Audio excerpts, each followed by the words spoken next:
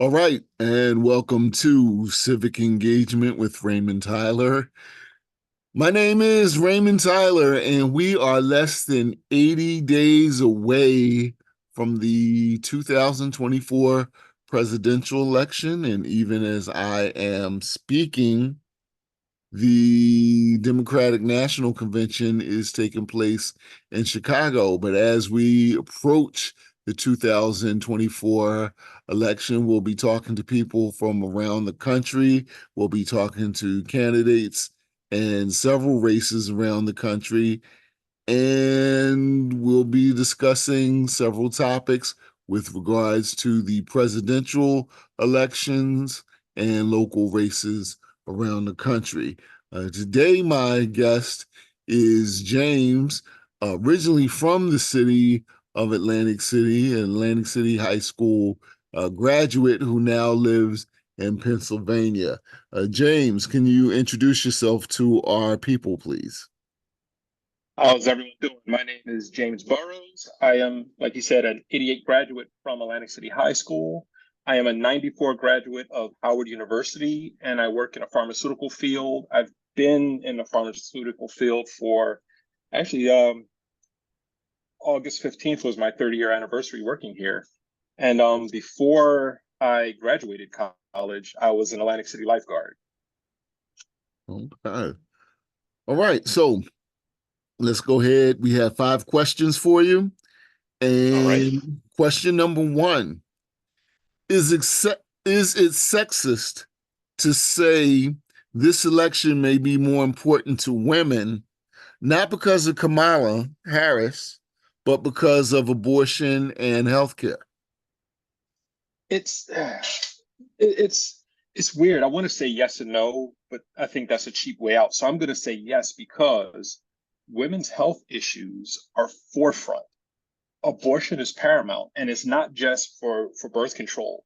A lot of times it's used to save a woman's life. If there's an ectopic pregnancy, there can be other complications that's going to kill this woman. If there's other issues, there can be complications that can kill this woman. And birth control or abortion isn't necessarily birth control, it's healthcare in a lot of instances.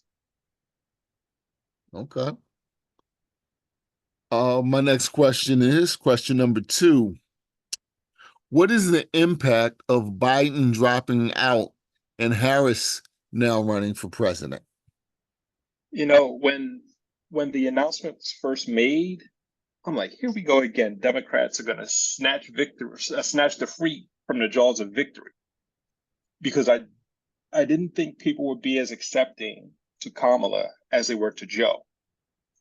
And not that Joe was completely on his game. I mean, he's completely on his game more so than others. Trump is who I'm talking about. But I didn't think people would be as receptive to Kamala Harris, but they are. And I'm pleasantly surprised. Him dropping out, I think, gave a huge boost to the morale of Democrats, period. And even some Republicans, and I'm talking about people that I might work with, even some Republicans who were like, you know what, I probably wind up voting for Trump, are now, hey, you know what, we have new life breathed into this, and it's a fresh person. And I don't think I'm going to vote for Kamala now. Okay. Question number three. What are your thoughts on the Trump/Vance ticket? Um, there's only so many ways you can say train wreck. Uh, Nothing's changed. Um, Reading Project 2025 slash Agenda 47 slash his 180-day plan is almost like reading, I don't know, the Willie Lynch papers for us. You know, they say exactly what they're going to do, and everything's set against marginalized groups. In particular, there was one about education, one point about education that I read, and it was talking about how selective service sign up will be mandatory in public schools if they want to keep their federal funding. Said absolutely nothing about private schools. That's kind of scary. That's, the rich guy coming to pay the poor guy to take his son's place in a war. That's not what you want to do. And there's more stuff in there like that. They want to, remove healthcare. They want to remove the provisions for pre-existing conditions, which is going to knock people out of having insurance. And we were speaking about health. That's not a good thing. You can't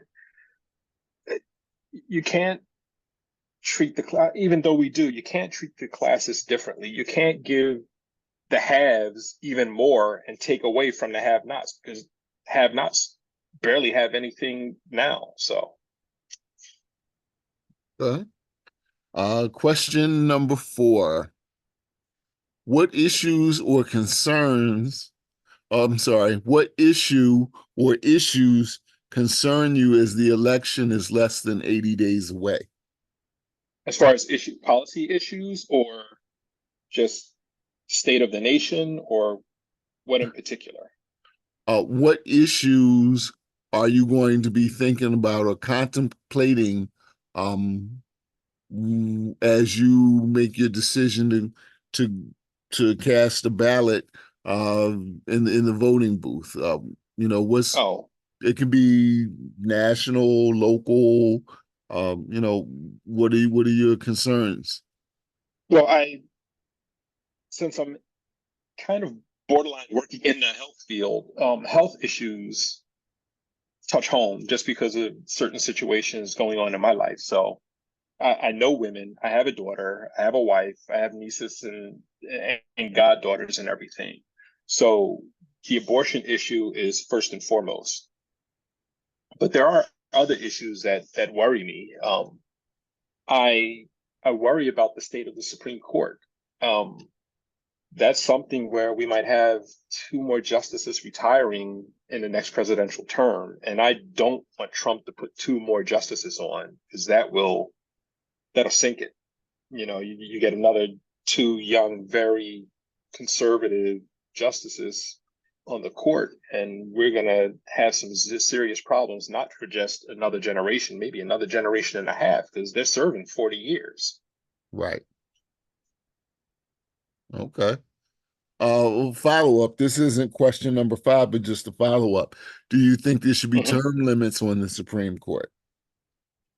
I was thinking about that, um, and I'm not sure, because if unless you set the term limits and is grandfathered into, okay, you were put on the court in 94, so your whatever year you're out, and we have to elect someone new for you, or you're going to have an entirely new Supreme Court. I think you still need some experience on the court when newer people come in, and not necessarily for procedural things, because it's easy to learn from a book, but just for, I don't know, just the attitude and the temper of the court, just how they work things through that aren't necessarily procedural, if that makes any Okay, sense.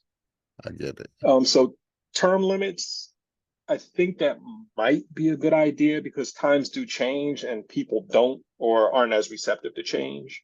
But it has to be done very carefully and very intelligently, and not done with just a hacksaw approach. Okay. Okay, so this is our last question. This is question number 5. No matter who wins, what change do you want to see? I want to see abortion again become the law of the land. I talked about that a few times.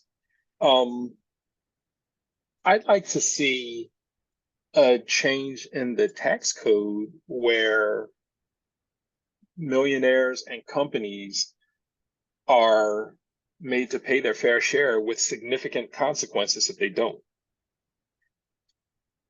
Um, I'd like to see um, voter bills passed that keep I don't know how to word this, keep a very close eye on redistricting.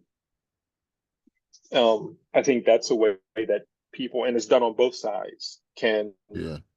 um, can marginalize a block of people living in an area just by drawing the borders a little bit differently. And I don't think that's Gerrymandering. fair on one side. Yeah, Yeah. I don't think that's fair on one side or the other.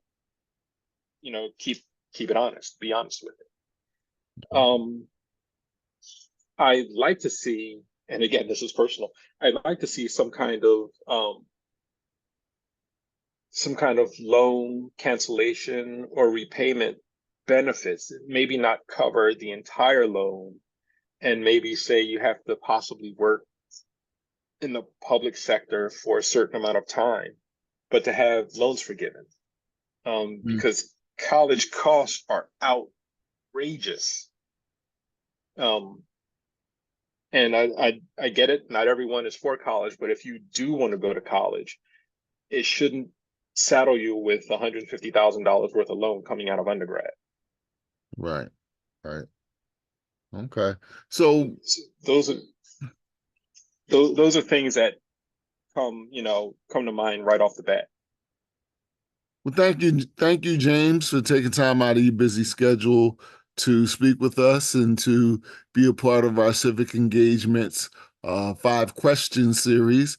We're going to invite you back for more questions and panels as we make the run up to Election Day. Uh, this last question is totally off the record, but we're going to record it and document it for prosperity just the same. Okay. Um, All right. which HU is the real HU? Or are Oh, they come both on, the man. real HU? I'll put it like this. The real HU is a school that has never been an HI, if you know what I'm talking about. There you have it. Ladies and gentlemen, that is James Burroughs. Again, we thank you for taking time out of your busy schedule to be with us here on Civic Engagement. Is there anything you want to say before I let you go? Any question I didn't ask you that I should have asked you? Um, Nothing comes to mind other than we have to get together and chop it up more than once a year. Man, we grew up in Atlantic City together. We had such a good time there. And it's a shame how life gets in the way sometimes. You can't really hang out with your friends like you want to. But just know that I'm here for you. And one day soon, I'm gonna have a free day. I'm coming down to Atlantic City, and we're gonna hang out. Whether we're gonna go to MLK and hang out in the weight room like we used to do, or anything, whatever. We just need to hang out, man. Well, we'll make that happen.